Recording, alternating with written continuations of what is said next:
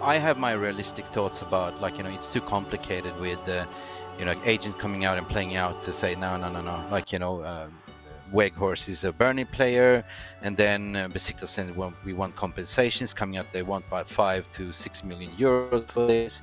It's just too complicated for me. And as I said, like, sometimes they create smoke screens to divert from Atletico to say, look, we will not accept what you want. We have other targets. Yeah. We've seen this happening so many times before. But. Anyway, if Weghorst is the opportunity, if Weghorst is the target, I see him offer something completely different to what we currently are playing. But at the same time, if we look at Erik ten Hag, how we converted Haller, which is a tall striker as well, just as a fox in a box. What's your take on it? I mean, what do you know about Weghorst, and what do you think he can offer to Erik ten Hag's system? Well, with him, if you remember when, I mean, it's probably swearing saying this name now, but Ronaldo. There was quite a few times where you saw Casemiro get in the half space just before the final third, and he'd look up and whip a ball into that 6-yard box, and Ronaldo was never there because he was playing too deep and he didn't have the pace to get back into the box. So I think we'll see a lot of that with Weghorst up top, along with Bruno, especially when he's put out wide. He'll be whipping them in, Dalot, Shaw. So we've got that height option. But people are worrying, thinking, oh my God, we're just going to be pumping the ball into the box to Weghorst, blah, blah, blah, blah, blah. It's going to ruin our style. It's not how Ten Hag wants to play. But what you need to realise is, I have mentioned this on another show, at the moment, we're suddenly getting 3, 4, 5 players in the box when something comes in from the byline. So with that ball coming in from the byline or out wide, if we're getting these numbers into the box, that can still be beneficial because that could be lofted up into that 6-yard area, and Weghorst doesn't have to attack it. He can just simply knock it down, and there's 3, 4, 5 players there to pick it up and finish it. So he gives us that option. But what I do worry about is with these reports regarding the compensation for Besiktas, because it seems to be indicating that we're the ones going to be paying it. Yeah. Now, I would have presumed it would have been coming out that we have to pay him. We have to pay him 10 million like outright just to buy him instead of loaning him. That's what I saw this morning as well. Which there's been contradicting reports this morning, because one saying buying permanently and then others are saying loan. But for me, if Besiktas want compensation, they're totally entitled to that, because there was no recall agreement in the loan deal with Burnley.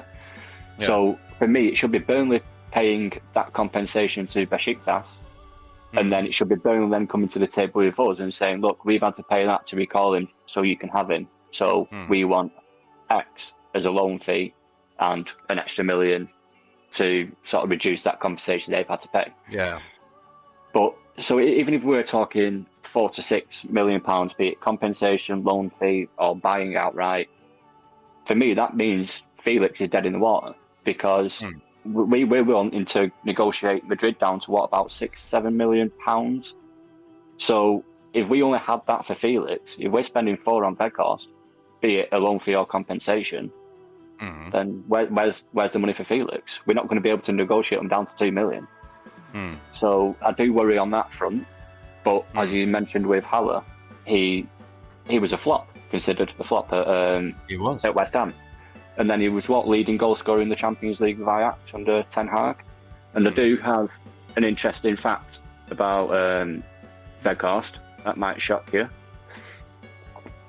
Obviously, we can rule out the Burnley season, because we know that was poor, wasn't it?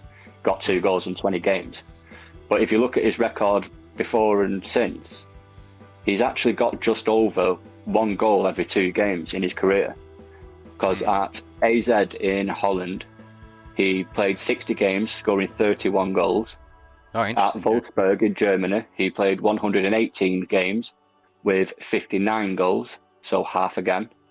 Yeah. And at Besiktas, currently on loan, he's played 16 and scored 8, so half again. So he's scoring 1 goal every 2 games, which is actually pretty phenomenal. Now, obviously, it is league dependent and team style play dependent, because obviously if you're playing possession football, you might not have them chances, but it looks good. It means he can finish. Yeah. I mean, I remember he scored against us in the beginning of the season as well, wasn't it? Yeah, I think that was one of his. Weghorst. It has I to think be that was one of his Weghorst. goals. Yeah, but he's also quite fast. It's like, okay, you're tall, you keep the ball. Yeah, I mean, you're good in the box, but also good when outside the box as well. Yeah. He's quite fast for his. I mean, do you remember the World Cup? It was one of the knockout rounds. Yeah. Penalties. He came off the bench and scored 2 or 3 Yeah, to get them into extra time and penalties. So he can finish. Yeah, he can. I mean, that's what I'm saying. If that's the case, if he's coming, I'm backing Ten Hag based on that. Ten Hag is a track coach manager. You've seen what he's done with Haller as an example. I mean, based on the facts that you're saying, but he's offered a totally completely different style what we want to play. But then yet again, why would we then go out and pay this money to Burnley and to Besiktas, and then it's coming out that we have to buy him for 10 million or whatever that might be? I see that just potential smokescreen because it's kind of dying out a bit. Because at the end of the day, if you link the transfer market into what Arsenal is doing right now, as I said, Mudryk, it's the prime target. If they get Mudryk, the gloves are off of João Felix.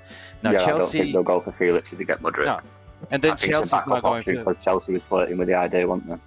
Yeah, and Chelsea's now going for Marcus Thuram, okay? And also saying that Chelsea's now also, as a secondary option, going for our target, which is pretty much Weghorst, yeah? So what I'm trying to say is to give you the dots, how it's connecting and interchanging in the transfer market, right?